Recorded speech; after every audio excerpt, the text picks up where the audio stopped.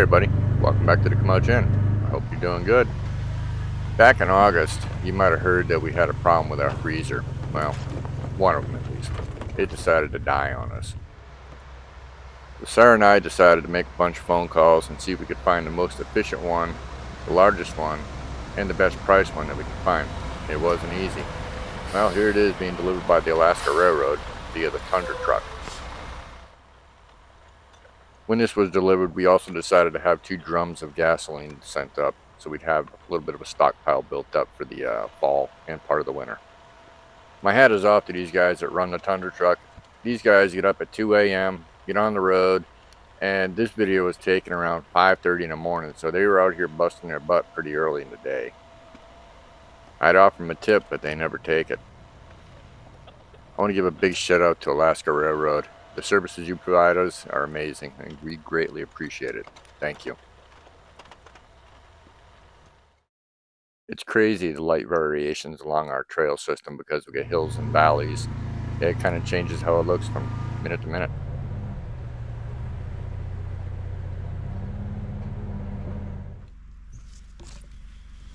Alright, so this is the moose coffin. Today we're going to be putting in the new freezer. Don't mind this. This is plywood I need for doing a roof. I just got a tarp over to keep it covered. Alright, so this is the moose coffin. It is a catch-all for storage totes, things like that, coolers for when we go to town for food supplies. This freezer here is the good one. It's currently at 9 degrees.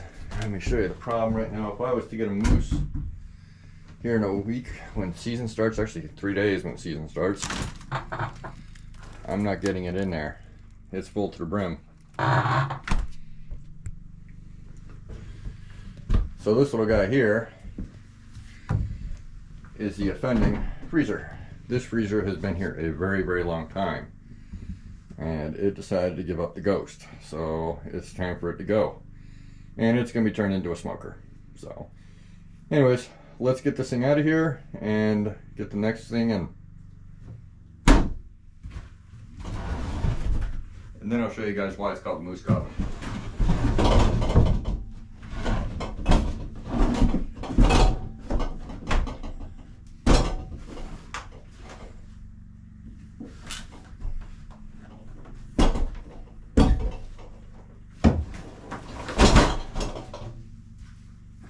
We got a bunch of junk back there. And unfortunately, it appears we have a leak in the roof. Right where it's at. Looks like 2, and both of them in the same spots. This building is probably about 20 years old, so it needs to be re-roofed. And I'm gonna go get a broom and sweep up. Hey John, thumbtack. And these boards are gonna have to come out. This area was also used by the prior owner as a game processing area, so he would skin animals, stretch the hides, things like that here.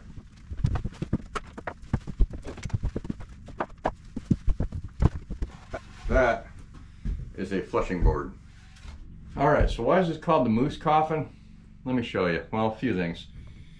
The prior owner would process his animals in here, whether it be from trapping or for hunting. You can see for hanging the meat there. And then we have down here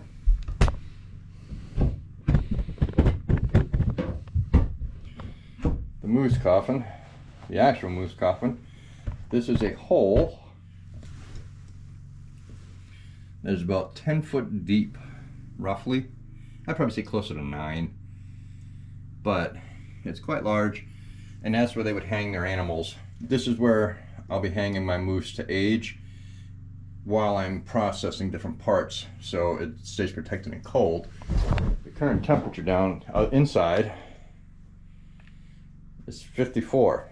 You can't really see, but it's 50. It generally stays a little cooler down there than up here. So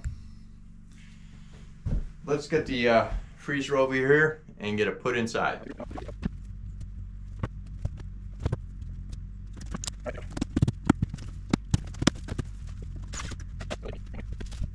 Now I want this end going against the far wall, so I'm going to pull it from this side and get it up on there. I hope.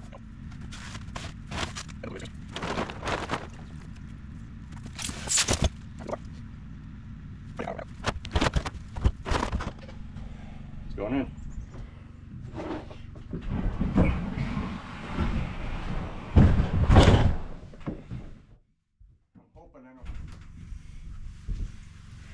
Well, this is an 18.5 cubic foot freezer. It is a garage ready one, so it can take the warmer temperature, so I shouldn't have a problem with that again next year like I did with this other one this year. And it should hold all of our vegetables without an issue. I think this one is a 14 cubic foot, but I'm not positive. All right, so what I'm gonna do is I'm gonna take all these bits and pieces out, and then I'm going to plug it into the generator, let the generator run for a little while and get it cold, and I'll start transferring stuff over. So the specs say this thing, it's 115 volts and draws 1.1 amps. If you convert that over to my DC side, it's probably going to take about 3 amps to run this, which I think is better than that one. I think that one's like 5. That one's going to get replaced in the springtime. We need a bigger one, more efficient. That's about a 10-year-old unit. I need to put another outlet over here. All right, so I got a red leader 1 over here.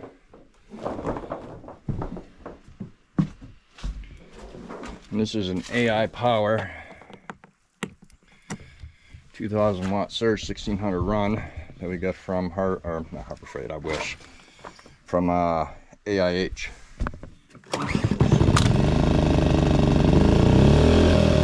And we have power. Let's see. I'm gonna let it kick, let it go, get cold, about an hour, and then we're gonna start transferring some stuff over. See how long it takes to do this.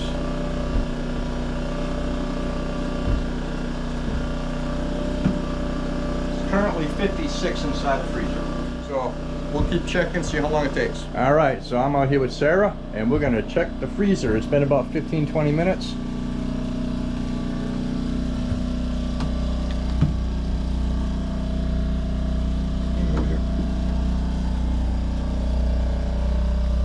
We're down to 51 degrees. Hurrah! And you can see it is quite large on the inside compared to the other one. I mean, the other freezer will actually fit in this. Let's not put it in. No. But I'm going to have to make some dividers to go in here, I think, to put all the vegetables in. We'll put them in there for now, but we'll make some kind of dividers and find some milk crates, put milk crates in there, one of the two. Yes. All right, we'll be back in a little bit. Check it again in about an hour. All right, it's been about 2 hours. It is, sorry, the glare. Yep, 8 degrees. I'm happy about that. I'm in the middle of something. When I'm done that, I'm gonna start packing food in there. We're gonna start loading stuff.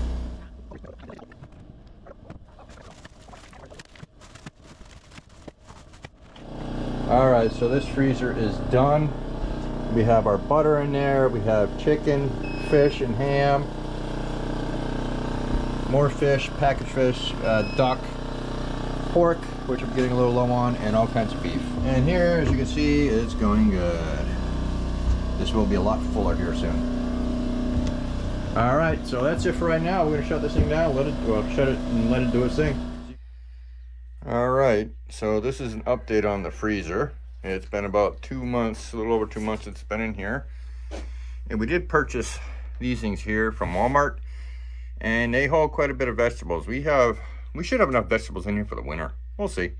Anyway, so the current temperature it is running is -5. We have not been running this 24/7. I run it for about 4 hours a day, and as it goes through the day, it warms up to maybe about 10 degrees. So it actually holds the temperature really well, and it seems to be working for this time of year. We're hoping in the next week or two, we can just shut this down completely and not have the power drain. All right, so this is the other freezer, the old freezer, and this is our meat freezer, where the other one is our vegetable freezer. As you can see, we're getting pretty well stocked up now. This has been off for a while. Let's see what this one says. And it says it's 16 degrees there, but I'm gonna check with this thing. And it's actually 6 degrees down in there. That's the problem with that little thermometer thing. It doesn't work as well as they think it does. See down there, it's 3 degrees. But It's working well. This one runs for about 3 hours a day, just like the other one, and it seems to be holding its own. It just does not do well in the summertime.